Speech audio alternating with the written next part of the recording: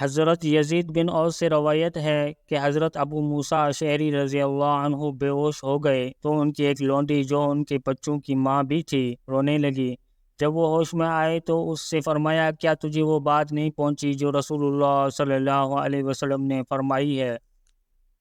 بعد میں ہم نے اس لونڈی سے پوچھا تو اس نے بتایا کہ انہوں نے فرمایا تھا، رسول اللہ صلی اللہ علیہ وسلم نے فرمایا، وہ شخص ہم میں سے نہیں جو مصیبت کے موقع پر چیخے چلائے، بال مونڈے اور کپڑے پھاڑے۔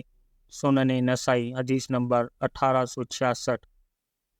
حضرت ابو ہریرہ رضی اللہ عنہ سے مروی ہے، نبی صلی اللہ علیہ وسلم نے فرمایا، جن مسلمان ماں باپ کے 3 نابالغ بچے فوت ہو جائیں، اللہ تعالیٰ ان بچوں پر اپنی رحمت زیادہ ہونے کی وجہ سے ان کے ماں باپ کو بھی جنت میں داخل فرمائے گا۔ بچوں سے کہا جائے گا، تم جنت میں داخل ہو جاؤ۔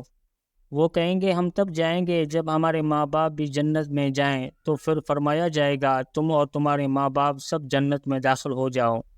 سنن نسائی، حدیث نمبر 1877۔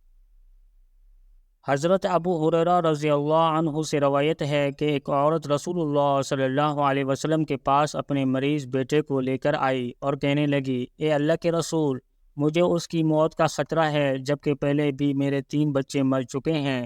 تو رسول اللہ صلی اللہ علیہ وسلم نے فرمایا، تو نے آگ سے بچنے کے لیے مضبوط رکاوٹ تیار کر لی ہے۔ سنن نسائی، حدیث نمبر 1878۔